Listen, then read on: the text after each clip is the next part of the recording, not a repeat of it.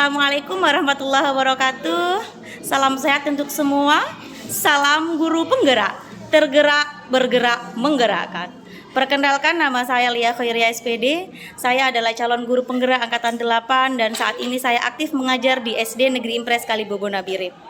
Pada kesempatan kali ini saya memenuhi tugas modul 3.1 demonstrasi konseptual, yaitu saya mewawancarai 2-3 kepala sekolah di mana saya akan mendapatkan jawaban-jawaban atau kepala sekolah tersebut sebagai narasumber saya untuk bisa memberikan gambaran dan pengalamannya terkait dengan keputusan yang biasanya beliau terapkan ketika menghadapi sebuah dilema etika.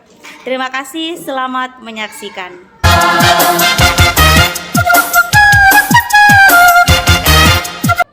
Selamat siang Bapak. Siang. Bagaimana kabarnya Bapak? Baik.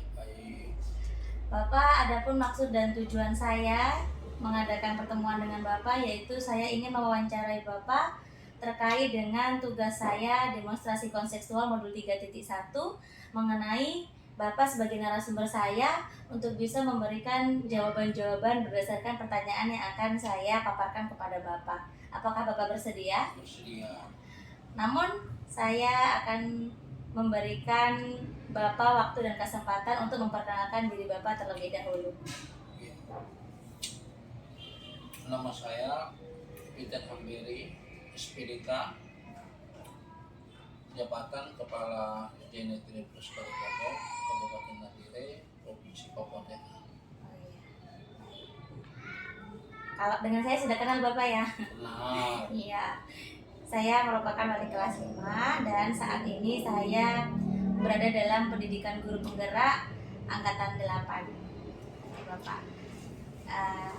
Yang saya mau tanyakan yaitu tentang bagaimana cara sebagai pemimpin atau kepala sekolah dalam memberikan keputusan-keputusan, apalagi kalau menjadi kepala sekolah bukan hal yang mudah atau Bapak ya. Pasti ada banyak hal yang menjadikan dilema-dilema antara dilema dalam kedua hal yang sama-sama benar, itu pasti Bapak pernah temui. Nah, pertanyaan saya, bagaimanakah cara Bapak untuk bisa mengidentifikasi kasus-kasus yang merupakan dilema etika maupun bujukan moral? iya.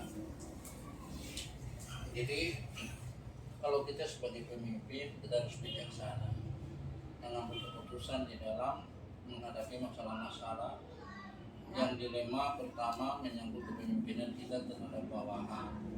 Yang kedua, pelayanan terhadap efektif belajar mengajar kita. Di sana kita harus berani-berani mengambil keputusan untuk mengamankan terutama guru. Kedua, waktu terhadap siswa didik yang sudah disepakati bersama berdasarkan pelayanan belajar mengajar itu. Mungkin itu yang kita harus lakukan sehingga masalah-masalah menjadi kasus itu bisa diselesaikan antara pimpinan dengan bawahan, dan bawahan bisa melaksanakan itu terhadap siswa-siswa kita. Siap. Berarti di sini Bapak benar-benar mengedepankan kolaborasi ya antara guru yang kemudian bisa dijadikan contoh kepada siswa-siswanya gitu Bapak ya. Oke. Untuk yang kedua, bagaimanakah cara Bapak bisa menjalankan pengambilan keputusan yang tepat di sekolah kita saat ini yaitu SD Negeri Kalibogo, terutama pada kasus-kasus di mana ada kedua kepentingan yang sama-sama benar nih, sehingga Bapak itu merasa dilema mana yang harus saya dahulukan karena keduanya sama-sama benar. Itu bagaimana cara Bapak bisa mengambil keputusan yang tepat di dalamnya? Iya. Kalau di dalam pelaksanaan tugasnya pada saat dinas, iya, itu kalau ada masalah yang sama-sama penting, misalnya masalah di sekolah yang harus diselesaikan, ada juga masalah dari luar yang intinya dari misalnya dari kantor dinas, contoh-contoh, apalagi dengan lingkungan, ya kita bisa garis bawahi kalau tidak menguntungkan pelayanan kita di sini untuk KBM kita hentikan, kita utamakan yang lebih prinsip yang kita harus lakukan. Ya. Wah, saya sangat-sangat takjub nih Bapak. Bapak benar-benar mengedepankan yang seharusnya kita dahulukan atau kita prioritaskan ya sesuai dengan keadaan yang ada. Oke Bapak. Kemudian bagaimana sih cara Bapak melakukan langkah-langkah yang bagus, langkah-langkah yang tepat supaya bisa melakukan keputusan yang tepat. Itu Bapak bisa memberikan saya gambaran-gambaran terkait apa yang sudah Bapak pernah lakukan dengan langkah-langkah yang biasanya Bapak Iya. lakukan.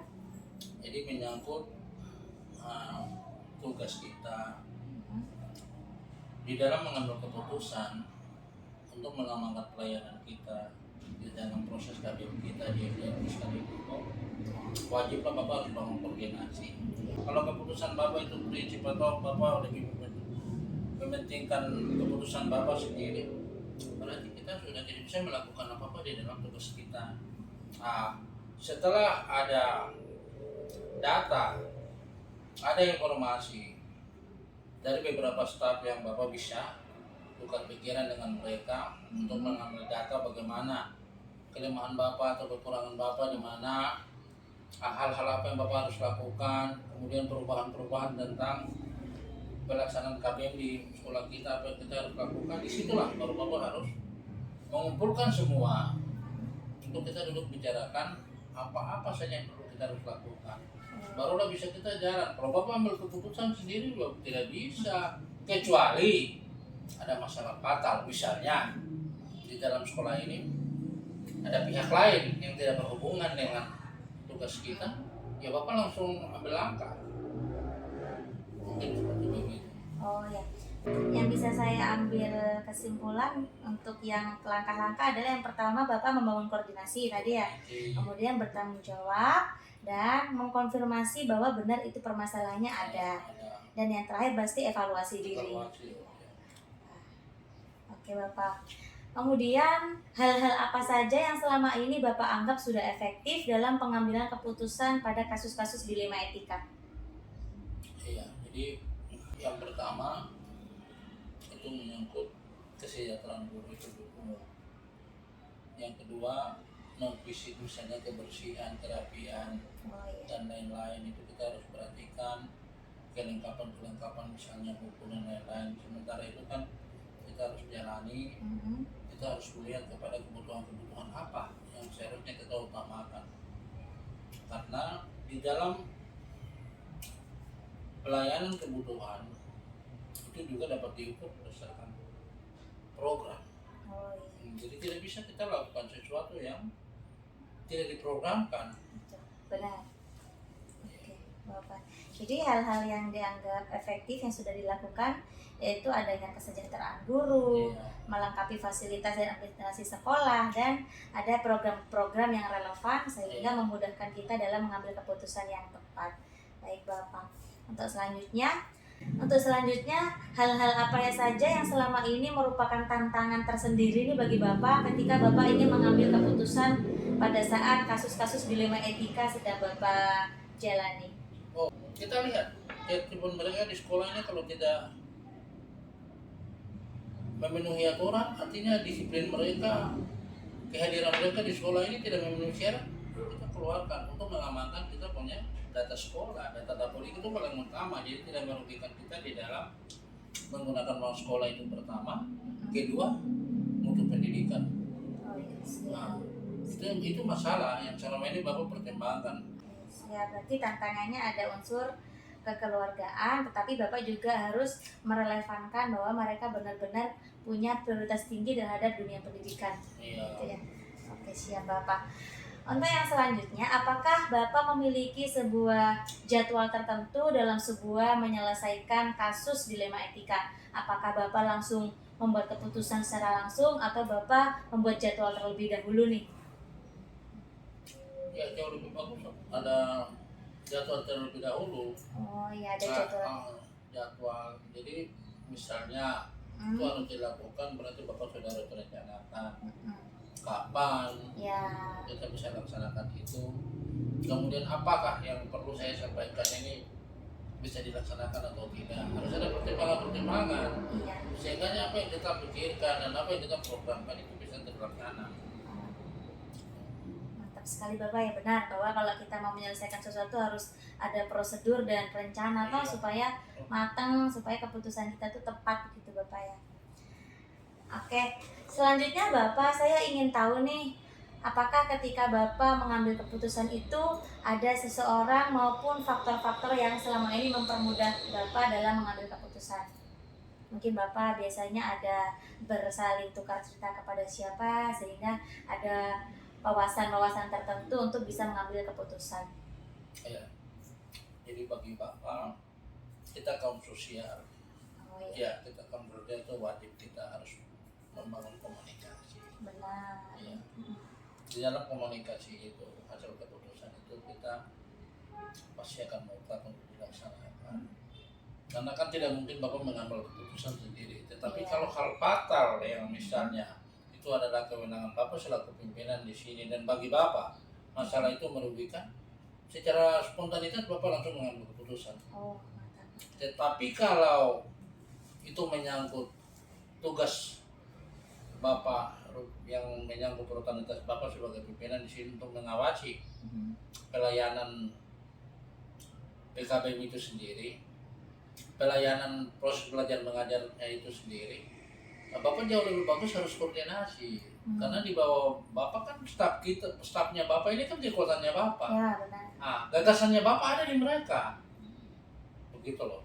Oke. Nah, Berarti di sini Bapak mengedepankan juga nilai-nilai kolaborasi antara Bapak dengan guru-guru yang berada di SD Negeri Kalibobo sehingga keputusan itu bisa disepakati kebersamaannya gitu Bapak ya. Benar-benar ini luar biasa sekali Bapak. Yang terakhir nih Bapak, dari hal yang telah disampaikan Bapak tadi, apakah ada pembelajaran yang bisa Bapak petik dari pengalaman ketika Bapak mengambil keputusan? Bapak bisa menceritakan pengalaman Bapak barusan apa yang Bapak rasakan ketika Bapak bisa mengambil keputusan dalam dilema etika. iya. Jadi itulah tadi Bapak katakan bahwa di dalam mengambil keputusan untuk sebagai pemimpin, apalagi tugas kita ini kan padat. Ya, benar. Tugas kita ini padat. Tidak mungkin Bapak akan berpikir sendiri dari jumlah guru-guru yang ada, pasti ada satu dua orang yang Bapak perlu harus koordinasi dengan mereka. Nah, itu juga tergantung dari penilaian Bapak terhadap kemampuan mereka, waktu mereka, bagaimana kesempatan yang Bapak bertemu dengan mereka untuk membahas sesuatu. Nah, itu jadi pertimbangan-pertimbangan Bapak untuk Bapak juga bisa mengambil keputusan untuk kepentingan bersama. Oke. Karena kalau keputusan Bapak sendiri ya mungkin saja 75% Iya. dari staf Bapak di sini yang bisa berjalan, sementara yang tidak bisa dijadikan 100% itu akan masalah. Benar. Itu akan jadi masalah. Nah, jadi mengingat waktu yang Bapak di sini, Bapak sedang memperjuangkan. Mungkin selama Bapak menjalani 1 tahun di sini, ada hal-hal baru. Nah, dari kekurangan Bapak itu juga diperbaiki Ya. oleh saran-saran dari bawahan Bapak. Karena kan minimal Bapak harus memperhatikan ketika Bapak kokoh dengan atas nama SD Negeri Kalibobo, karena ada bawahan Bapak yang kerja. Iya. Nah, menyangkut hal-hal lain, kita ya wajib koordinasi, itu saja. Oke. Benar Bapak. Jadi pengalaman itu kan adalah pembelajaran yang terbaik ya Bapak. Kita bisa evaluasi diri, kemudian jika ada sosialitas atau interaksi dengan guru kan kita bisa bertukar dan berbagi pengalaman itu Bapak ya. Iya. Wah, dari tadi kita sudah Bapak bersedia meluangkan waktu untuk menjawab pertanyaan-pertanyaan saya dan itu membuat wawasan baru buat saya sehingga ada gambaran-gambaran yang lebih bagus lagi, lebih luas lagi bagaimana cara mengambil keputusan sebagai seorang pemimpin dengan ada unsur-unsur nilai kebajikan di dalamnya. Sekali lagi terima kasih Bapak, saya benar-benar puas dan ini saya jadikan sebuah pembelajaran terbaik bagi saya sehingga saya bisa lebih bagus lagi untuk bisa memperbaiki kualitas diri sebagai guru maupun sebagai rekan sejawat untuk teman-teman saya.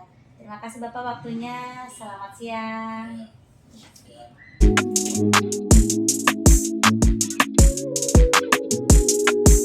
Assalamualaikum warahmatullahi wabarakatuh. Waalaikumsalam warahmatullahi wabarakatuh. Bagaimana kabarnya Ibu? Alhamdulillah sehat. Sehat walafiat selalu Bu ya. Amin. Ibu, Izinkan saya memperkenalkan diri saya. Nama saya Lia Khairia SPD. Saya merupakan calon guru penggerak angkatan 8 di Nabire, Papua Tengah, dan saat ini saya aktif mengajar di SD Negeri Impres Kalibogo Nabire. Adapun maksud dan tujuan saya kemari yaitu ingin wawancara dengan Ibu terkait dengan pertanyaan-pertanyaan seputar bagaimana cara Ibu bisa mengambil keputusan di tengah-tengah dilema yang sedang Ibu hadapi. Nah, apakah Ibu bersedia? Insya Allah bersedia. Alhamdulillah, terima kasih Ibu. Namun sebelum itu saya memberikan Ibu kesempatan untuk bisa memperkenalkan diri Ibu. Baik, di sini saya ingin memperkenalkan diri. Nama saya Wihayu Ningsih Kelabora SPD, dan saat ini saya bertugas sebagai Kepala Sekolah di SD Plus Al-Madinah Nabire. Dan saya sudah menjalankan tugas amanah sebagai kepala sekolah kurang lebih 4 tahun. Dan tahun ini masih dipercaya juga untuk menjabat sebagai kepala sekolah. Dan selalu diberi kesehatan buat kita dan buat mbaknya juga dalam melaksanakan tugas calon guru penggerak ini. Mudah lancar sampai nanti selesai kegiatannya, modulnya juga selesai, sehat selalu. Amin. Terima kasih Bu atas doa dan dukungannya. Ibu, sebelum kita melakukan wawancara, saya tahu bahwa menjadi seorang kepala sekolah pasti tidaklah hal yang mudah. Ada banyak problematika yang Ibu hadapi, terutama terkait dengan sesama guru, kemudian dengan murid maupun dengan wali murid. Pasti ada kalanya Ibu mengalami dilema-dilema karena ada dua hal yang menurut Ibu sama-sama benar, tetapi mana nih yang harus saya prioritaskan terlebih dahulu. Nah, Ibu, yang saya pertanyakan adalah bagaimana cara Ibu bisa mengidentifikasi apakah permasalahan yang Ibu hadapi selama ini termasuk dilema etika atau termasuk bujukan moral? Baik, untuk mengambil sebuah keputusan itu sangatlah berat. Apalagi keputusan di luar moral di sekolah ini itu pasti ada saja, setiap saat, setiap waktu pasti ada saja kejadiannya. Jadi untuk mengambil keputusan tersebut, saya otomatis akan mempertimbangkan terlebih dahulu mana yang lebih diutamakan dan mana yang kita keduanya ke belakangnya lagi lah, seperti itu. Jadi untuk mempertimbangkannya, otomatis saya akan mencari tahu dulu permasalahan tersebut, kemudian akan saya cari teman juga untuk berbagi pendapat, untuk meminta masukan selain dari komite sekolah, dari pengawas, dan juga pastinya dari teman sejawat yang saya sudah anggap sebagai teman berbagi permasalahan yang ada di sekolah. Jadi itu. Kemudian selain itu, setelah keputusan kami sudah pastikan apa yang kami ambil, kami akan memperhatikan juga aturan-aturan hasil keputusan itu dengan aturan yang sudah ditentukan pemerintah pusat, kemudian aturan yang sudah ada yang sudah kami jalankan selama keputusan itu berada di lingkungan sekolah. Seperti itu. Keputusan tersebut insya Allah akan menjadi sebuah keputusan yang memiliki tujuan untuk mengembangkan visi kita yang ada di sekolah, tidak boleh keluar dari. Berarti dari cara Ibu bisa mengidentifikasi masalah yaitu dengan cara mempertimbangkan dulu ya mana yang benar-benar termasuk permasalahan yang harus didahulukan, kemudian Ibu mengkonfirmasi apakah benar ataupun alasan mengapa ada masalah seperti itu, serta Ibu melakukan kolaborasi dan menyesuaikan dengan aturan yang berlaku ya. Oke Bu. Kemudian bagaimana Ibu bisa menjalankan pengambilan keputusan di sekolah Ibu, terutama ada kasus-kasus di mana ada dua kepentingan yang sama-sama benar atau sama-sama mengandung nilai kebajikan. Jadi dalam mengambil keputusan seperti di awal tadi saya sampaikan, otomatis saya akan selalu mempertimbangkan terlebih dahulu. Ya. Saya juga akan meminta masukan saran dari guru yang sudah senior, karena guru tersebut sudah saya anggap sebagai teman untuk berbagi permasalahan yang ada di sekolah selama kegiatan sekolah berlangsung. Selain itu juga guru senior tersebut yang selalu membantu tugas saya dalam mengambil keputusan dalam memecahkan suatu permasalahan yang ada di sekolah. Terutama teman sejawat juga menjadi tempat saya untuk sharing, bertukar pendapat mengenai kegiatan yang ada di sekolah ini. Itu tadi. Selain itu juga pengawas juga otomatis kita saling berkaitan. Jadi kita mencari informasi, meminta pendapat dari orang-orang tersebut yang saya anggap penting perannya dalam kegiatan jalannya sekolah ini.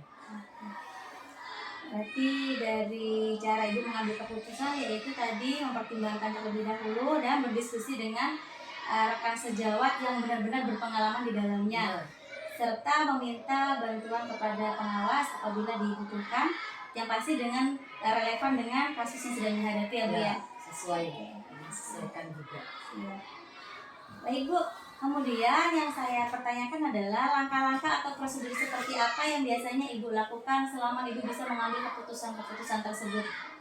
Kita ulang lagi nih. Jadi langkah Iya. saya yang pertama otomatis mencari informasi.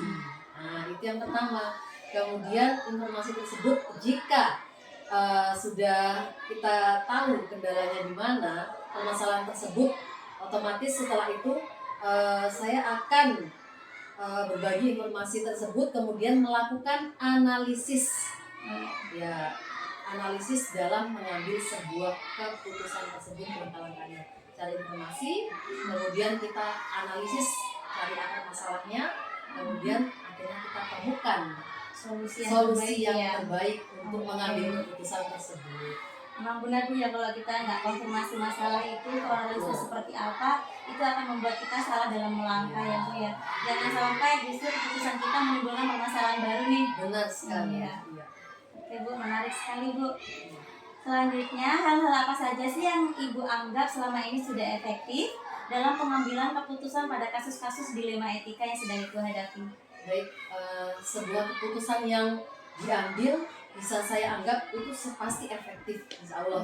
Kemudian bila masalah yang diselesaikan bisa berjalan secara objektif, tidak memihak pada siapapun, dan dapat diselesaikan secara bijaksana tanpa menyakiti perasaan dari salah satu pihak yang sedang bermasalah itu. Kemudian baik guru dengan teman sejawat atau guru dengan orang tua siswa, dan juga guru dengan siswa itu sendiri. Intinya tidak ada saling menyakiti dari hasil keputusan tersebut, insya Allah.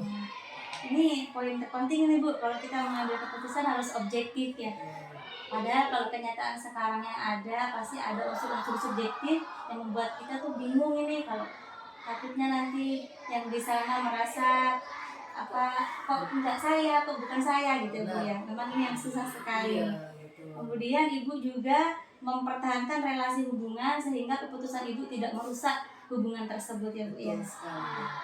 Tidak boleh berat sebelah. Itulah. Itu yang saat ini susah untuk dihadapi, untuk dijalani. Harus mencari dulu mana yang lebih diutamakan. Benar Ibu. Baik Bu, selanjutnya hal-hal apa saja selama ini merupakan tantangan dalam Ibu ketika mengambil keputusan di saat Ibu menghadapi dilema etika? Tantangan itu luar biasa. Kemudian sebuah keputusan yang diambil oleh seorang kepala sekolah itu terkadang tidak memuaskan semua pihak. Atau sebagian pihak saja yang setuju dengan keputusan yang diambil oleh kepala sekolah. Tentunya di sini saya bisa memberikan pengertian kepada sebagian pihak lainnya yang bermasalah atau sebuah keputusan bersamaan yang saya ambil tadi. Jadi seandainya keputusan yang saya ambil tidak sesuai dengan beberapa pihak tadi, otomatis saya akan menjelaskan keputusan ini saya ambil dampaknya apa, kedepannya seperti apa. Jadi keputusan yang saya ambil tidak mungkin semata-mata kepentingan sendiri, tapi kepentingan kita bersama di sekolah ini, seperti itu. Sangat menarik lagi nih Bu, keputusan harus bisa memperlihatkan dampak kedepannya. Memang kalau mau untuk meyakinkan beberapa pihak ya tidak semudah membalikkan tangan. Otomatis keputusan ada yang pro dan kontra itu itu pasti ada. Tergantung ibunya tadi bagaimana cara menyikapinya ya. Jadi kita harus menjelaskan keputusan yang kita ambil kenapa, keputusan yang tidak kita ambil kenapa, pertimbangannya apa, komunikasi intinya seperti itu harus kita jalin. Benar-benar Ibu. Oke, terima kasih Ibu. Selanjutnya, apakah Ibu memiliki sebuah jadwal tertentu dalam sebuah menyelesaikan dilema etika? Apakah Ibu langsung memberikan keputusan atau Ibu membuat jadwal tertentu sehingga ada prosedur-prosedur yang biasanya Ibu lewati? Kalau untuk membuat jadwal, Sepertinya tidak, tapi biasa saya melakukan dengan menyelesaikan kasus dilematika ini dengan cara memanggil, ya, memanggil bergantian yang bersangkutan. Setelah didapatkan jalan penyelesaiannya, saya akan menemukan kedua pihak yang bermasalah tadi dan menyelesaikan permasalahan tersebut secara baik dan bijaksana. Karena permasalahannya kita nggak tahu. Ibaratnya terjadinya kan tidak setiap saat, jadi untuk penjadwalan saya rasa tidak ada. Untuk penyelesaiannya saya panggil pihak pertama, kemudian saya pihak kedua lagi, dan terakhir saya temukan mereka berdua ini tadi. Untuk mencari titik temunya tadi ya, jangan sampai ada kesalahpahaman lagi. Oke Bu, selanjutnya adakah nih seseorang ataupun faktor-faktor yang selama ini mempermudah dan membantu Ibu dalam mengambil keputusan ketika Ibu menghadapi kasus dilema etika? Ya, untuk menghadapi kasus dilema etika ini, khususnya yang terjadi di lingkungan sekolah pada saat ini, seperti yang saya sampaikan di awal, bahwa ada orang di balik atau di belakang saya yang selalu mendukung kegiatan ini. Yang pertama, otomatis seluruh guru yang ada di sini. Kemudian yang kedua yaitu guru senior yang sudah saya anggap sebagai teman sejawat untuk menjalankan tugas sebagai kepala sekolah, dan warga sekolah yang penuh kerjasama dan kelompakan sehingga terbentuklah sebuah tim dalam setiap pengambilan keputusan terkait dengan penyelesaian kasus-kasus yang ada. Di sini benar-benar kelihatan kalau kolaborasinya semuanya proaktif Ibu ya, Insya Allah. dari semua warga sekolah. Ini mantap sekali Bu. Yang terakhir ini Bu, Siap. dari semua hal yang telah disampaikan Ibu, apakah ada pembelajaran yang bisa Ibu petik berdasarkan pengalaman Ibu ketika Ibu mengambil keputusan? Baik, pengalaman yang saya petik dari keputusan ini, saya mendapatkan berbagai pengalaman. Nah, dari beberapa sekolah yang pernah bertugas sebelumnya ya, Oh iya. terutama di tahun pertama menjadi kepala sekolah, banyak sekali. Jadi seorang kepala sekolah itu bukan hanya dituntut bisa menjadi pemimpin di sekolah, tapi berbagai masalah yang sifatnya kompleks juga harus bisa ditangani dan diselesaikan oleh seorang kepala sekolah.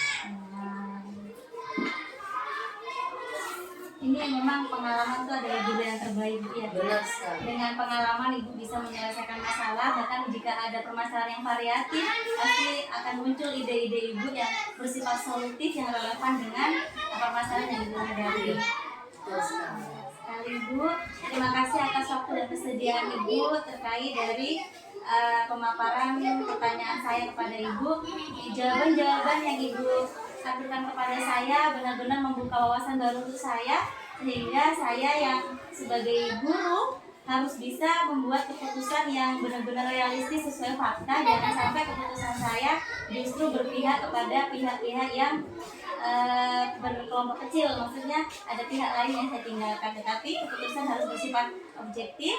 Dengan sebelumnya dianalisis tadi Bu ya, dianalisis, kemudian mengkonfirmasi apakah masalah itu benar-benar terjadi, dan mempertemukan kedua belah pihak sehingga tidak ada istilahnya saya ataupun kamu sedang berbicara di belakang gitu Bu ya. Benar sekali. Ini pengalaman terbaik untuk saya yang saya akan jadikan sebuah pembelajaran perbaikan ke depan untuk meningkatkan kualitas diri saya sebagai seorang pendidik. Terima kasih Bu. Wassalamualaikum warahmatullahi wabarakatuh. Selamat pagi.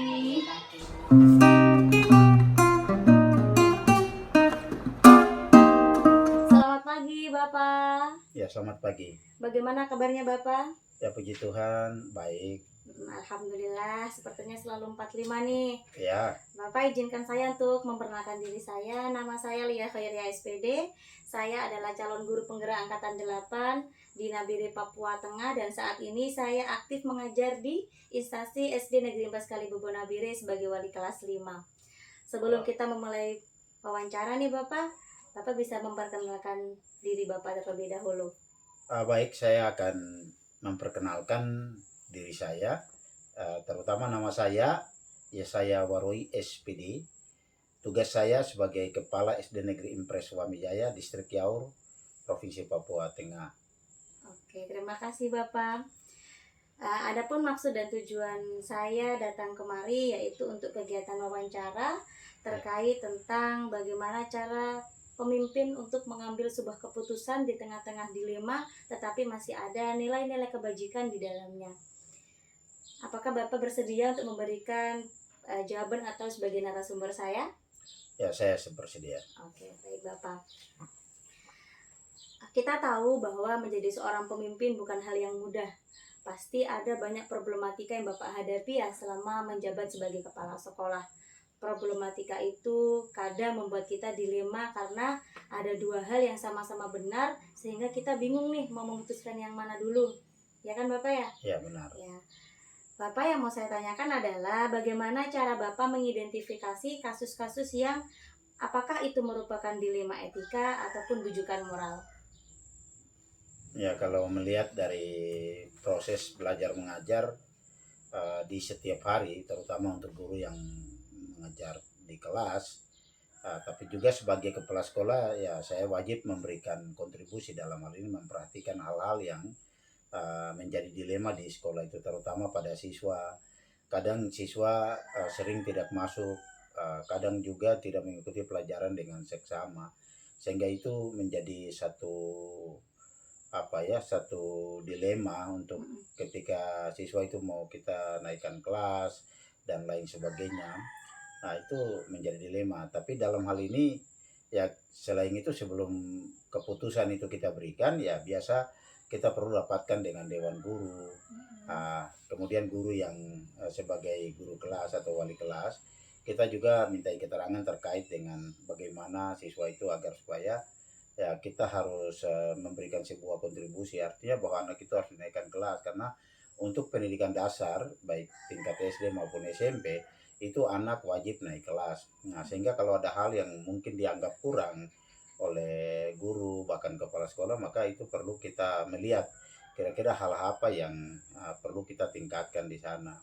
Nah, mungkin kita datangi orang tuanya atau seperti apa supaya kita inginkan anak ini harus berhasil ya. Oke, baik Bapak. Jadi cara Bapak adalah Bapak lebih menekankan pada kolaborasi dengan guru ya, supaya Bapak bisa melihat secara langsung permasalahan-permasalahan yang ada agar Bapak bisa tepat dalam memberikan keputusan. Wah, saya takjub sekali Bapak. Kemudian Bapak, selama Bapak menjalankan pengambilan keputusan di sekolah Bapak, terutama untuk kasus-kasus di mana Bapak menghadapi dua kepentingan yang sama-sama benar nih, sama-sama mengandung nilai kebajikan. Bagaimana cara Bapak bisa menjawab semua hal ini sehingga keputusan Bapak tuh benar-benar tepat begitu? Ya, baik ya. Saya pikir dalam menjalankan tugas sebagai seorang guru juga sebagai pimpinan atau kepala sekolah kan sebagai manajer, itu kadang kita mengalami dua hal yang sangat mengganggu tugas, terutama kalau kita memandang dari segi aturan bahwa ya anak ini ya perlu kita kita harus kejar supaya dia harus tahu gitu, artinya dalam arti dia harus belajar.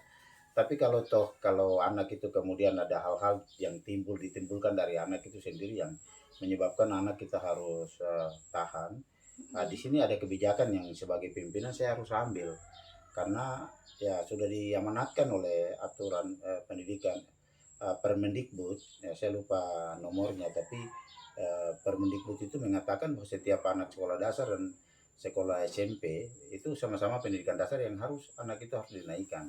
Sehingga sebagai pimpinan saya seringkali memeriksa tugas-tugas dari guru yang dimana dia sudah melakukan sepenuh atau tidak. Kalau tidak selalu saya melakukan sebuah evaluasi. Dan dari evaluasi ini ada hal-hal yang ditemukan yang kemudian kita harus memberikan jalan keluar sehingga anak itu tidak menjadi korban, tapi kita harus memberikan pembinaan begitu untuk anak itu bisa. Seperti itu. Sangat-sangat tersusun dengan rapi ya Bapak. Cara Bapak mengidentifikasi masalah dulu toh, kemudian Bapak memberikan bicara dulu dengan wali kelasnya untuk memberikan keputusan yang tepat, kemudian Bapak evaluasi lagi tadi ya. Ya benar Bapak. Kadang kalau untuk kita membuat solusi kan harus kita evaluasi dulu toh, jangan sampai jawaban kita justru mengandung atau mengundang permasalahan baru lagi ya. Itulah. Benar sekali. Kemudian Bapak, langkah atau prosedur seperti apa yang biasanya Bapak lakukan selama ini untuk bisa menemukan solusi yang paling tepat nih? Kebetulan baru-baru ini ada beberapa siswa yang tidak belajar dengan baik, makanya saya dengan guru datangi ke orang tuanya Ya. untuk melihat dari dekat, ya, kira-kira anak ini tidak bisa masuk dan tidak bisa belajar dengan baik, itu kira-kira apa yang menjadi apa yang menjadi hal sehingga anak ini tidak bisa belajar dengan baik. Jadi saya biasa melakukan dua hal, yaitu setiap bulan akhir bulan saya periksa guru punya absensi, guru punya kelengkapan administrasi dalam kelas, saya selalu periksa. Sehingga kalau ada anak yang kedapatan tidak belajar, di situ saya harus menyampaikan kepada guru untuk seringkali guru bilang anak tidak sering datang, makanya saya bilang ya kalau kita periksa maka kita temukan, berarti solusinya kita harus cari anak itu. Iya. Ke rumahnya, atau kita cek orang tuanya begitu. Oke, siap.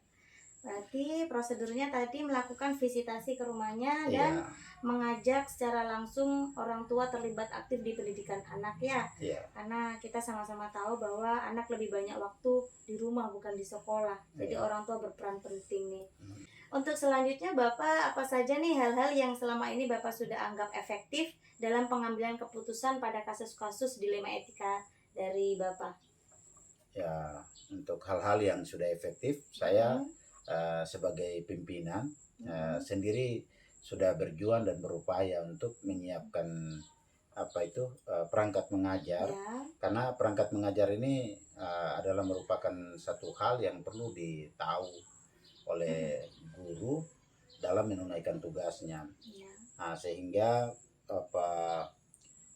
selain perangkat itu kan ya di dalamnya itu ada semua, baik absen, laporan bulan, dan RPP dan jurnal, itu semua kan sudah ada di dalam. Sehingga kalau ini semua sudah ada, berarti efektivitas dari belajar itu bisa berjalan dengan baik, sehingga yang jelas kita pasti mendapatkan hasil yang baik dari apa yang sudah kita lakukan di sana. Oke, siap. Berarti cara Bapak itu yang dianggap efektif adalah mengetahui kronologisnya terlebih dahulu ya, Iya, dengan cara melihat kesiapan guru perangkat mengajarnya, begitu Iya. Bapak ya. iya. Oke Bapak.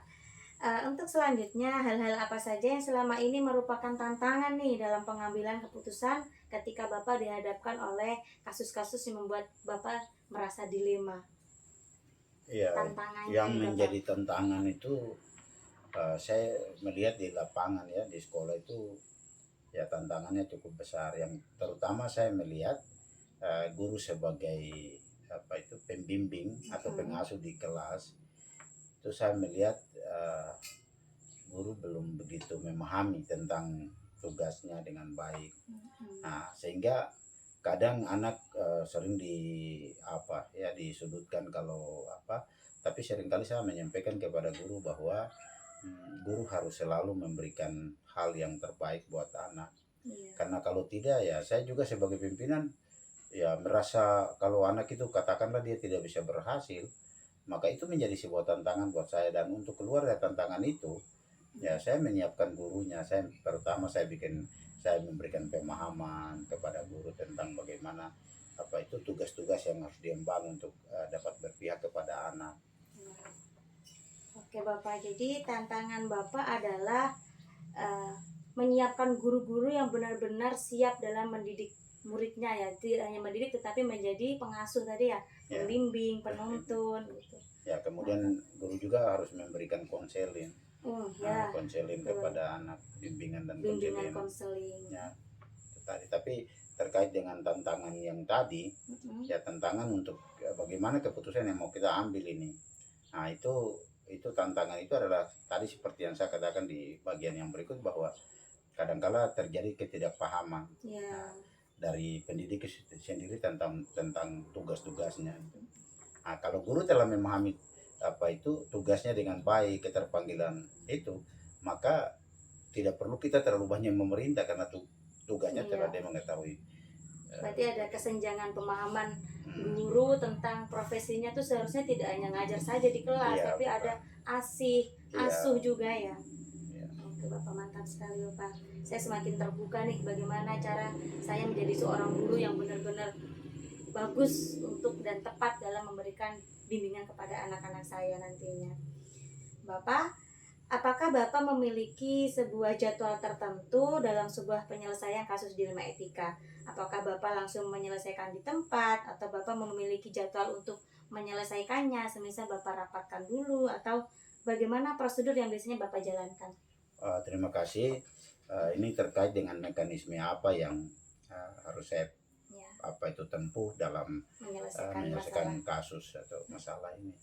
Ya, saya pikir biasanya untuk supaya itu bisa berjalan, ya kadang saya harus buat rapat dengan guru-guru untuk menyampaikan tentang kira-kira seperti apa kerja kita untuk mendapatkan hasil yang baik. Kalau kita temukan kasus seperti ini, ya terpaksa kita rapatkan dulu. Kadang kita rapatkan juga dengan orang tua murid.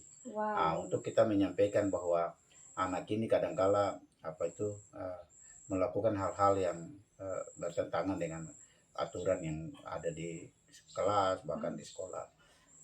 Sehingga kita perlu sampaikan kepada guru untuk kemudian kita cari jalan keluar, baik dengan kepala sekolah dan guru untuk supaya apa yang kita inginkan itu bisa tercapai. Wah, Bapak, saya tertarik sekali nih. Bapak benar-benar melibatkan warga sekolah dengan baik, dari Ya. Bapak, kemudian guru, bahkan mengkonfirmasi langsung kepada orang tua. Ini memang kalau orang tua tuh harus dilibatkan secara langsung ya, karena anaknya kan dengan orang tua libat langsung mereka bisa tahu perkembangan anaknya di sekolah Bapak ya. Oke. Bapak, untuk selanjutnya, adakah seseorang atau faktor yang selama ini mempermudah atau membantu Bapak dalam menemukan keputusan ketika Bapak dihadapi dalam dilema etika? Ada nggak sosok yang merupakan figur Bapak mungkin? Sebenarnya kalau mau dibilang seorang figur, memang saya sudah banyak memberi semacam bimbingan kepada guru. Karena memang sebagai kepala sekolah wajib memberi bimbingan kepada guru selain dari segi akademik, tapi dari segi dari segi mental, tapi juga dari segi psikologis, itu juga kita wajib memberi semacam bimbingan. Sehingga saya melihat bahwa ada guru yang telah memahami, sehingga guru ini kadang juga membantu saya untuk menyampaikan hal-hal yang berguna, bagi yang berguna dan berpihak kepada anak, Wow. tapi juga kepada guru. Sehingga apa yang menjadi tujuan kita ini, sekali lagi saya mau katakan bahwa apa yang menjadi tujuan sekolah, terutama untuk mencerdaskan anak, terutama untuk membuat supaya anak punya daya tarik tersendiri untuk tetap mau belajar di sekolah ini. Ini menjadi penting. Sehingga memang kalau mau saya katakan bahwa figur, ya hampir di satu sekolah itu semuanya Figur. bisa menjadi figur. Wow. Karena kalau tidak ada figur di sekolah, itu bukan sekolah begitu. Jadi dituntut guru harus menjadi figur yang baik. Terus kepala sekolah justru wajib memberikan bimbingan di setiap waktu manakala itu penting. Iya. Begitu. Wow. Berarti di sini faktor-faktor yang mempermudah ya jelas pasti dengan bantuan semua guru-guru di Iya. Bapak sendiri ya. Iya. Wah, ini benar-benar kolaborasinya sangat-sangat kuat dan mantap ini Bapak. Selain itu, Ya. saya juga bisa minta pendapat ke pengawas. Oh iya.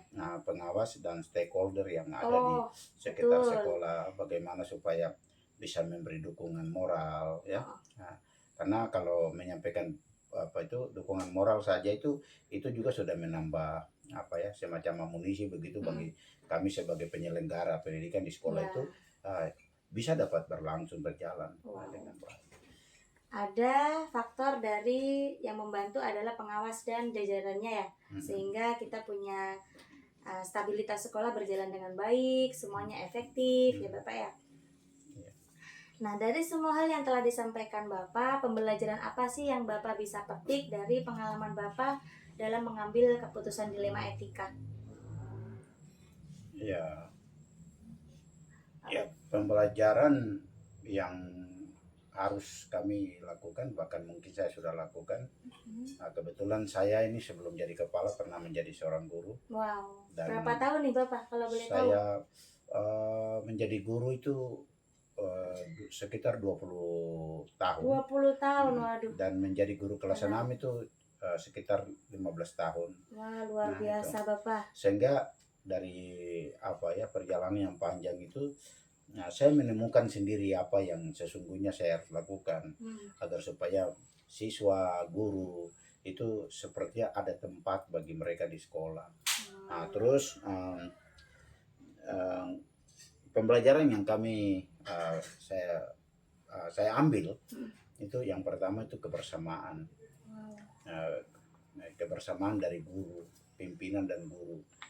Nah, memang di sana kadang-kala terjadi selisih pendapat dan lain sebagainya, tapi puji Tuhan, alhamdulillah kami bisa dengan kebersamaan kami bangun sebuah kekuatan. Nah, untuk apa? Untuk supaya tujuan yang kami sebagai penyelenggara penyelenggara pendidikan tingkat sekolah dasar itu, ya kami punya visi untuk memajukan sekolah, sehingga perlu kebersamaan, terus kejujuran, kejujuran dan keikhlasan. Nah, itu saya seringkali tanamkan, karena ketika kita dapatkan ini maka ini menjadi penting. Jadi itu ada pembelajaran yang saya petik, saya bisa ambil, dan itu menambah saya sebagai pimpinan, menambah saya punya kemampuan dalam bagaimana mengelola sekolah itu sehingga bisa dapat berjalan dengan baik. Wow. Dari apa yang sudah paparkan Bapak, jadi pengalaman terbaik Bapak yaitu sepak terjang Bapak yang di dunia pendidikan sudah sangat lama ya. Iya. Pasti Bapak banyak pengalaman yang bisa Bapak ambil untuk pembelajaran ketika Bapak dihadapkan sebuah dilema etika. Kemudian adanya kebersamaan dari guru, kejujuran, keikhlasan. Wah, ini akan membuat kita semakin dekat dengan visi yang akan kita gapai Bapak ya. Tanggung jawab. Tanggung jawab juga, transparansi tadi Bapak bilang ya. Oke. Bapak, dari apa yang sudah kita bicarakan, dari pertanyaan-pertanyaan yang saya lontarkan kepada Bapak, itu benar-benar Bapak telah memberikan jawaban yang spektakuler sehingga saya bisa menambah wawasan saya. Apalagi Bapak, saya kan masih seumur jagung ya di dunia pendidikan. Jika dibandingkan dengan Bapak yang benar-benar luar biasa, sudah puluhan tahun mengabdi di dunia pendidikan, ada banyak hal yang harus saya pelajari dari pengalaman Bapak, sehingga jika suatu saat nanti saya menjadi guru maupun punya kesempatan sama seperti Bapak, saya bisa mengambil keputusan yang tepat, akurat, dan fleksibel sesuai dengan permasalahan yang saya hadapi. Bapak, sekali lagi saya terima kasih atas kesediaan waktu Bapak untuk memberikan jawaban dan sebagai narasumber saya. Terima kasih. Saya mohon undur diri. Selamat pagi Bapak. Ya, selamat pagi.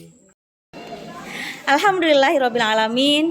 Saya sangat puas sekali dan saya sangat bangga karena saya bisa langsung berwawancara dengan 3 kepala sekolah, di mana saya telah mendapatkan pengalaman-pengalaman baru, wawasan-wawasan baru yang bisa saya terapkan di hari kemudian ketika saya menghadapi kasus ataupun dilema yang sama.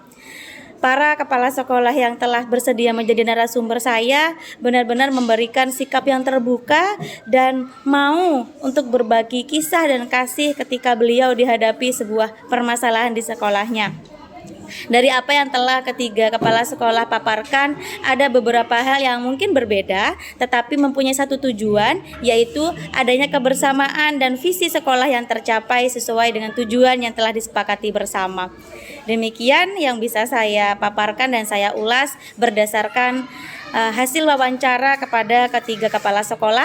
Semoga bermanfaat dan kita bisa berkontribusi baik untuk dunia pendidikan, baik dari sekarang maupun untuk masa depan, sesuai dengan kodrat alam dan kodrat zaman peserta didik maupun murid, sehingga pembelajaran kita bisa berpusat atau berpihak pada murid sesuai dengan prinsip dan pendidikan filosofi dari Ki Hajar Dewantara. Salam guru penggerak, tergerak, bergerak, menggerakkan. Wassalamualaikum warahmatullahi wabarakatuh.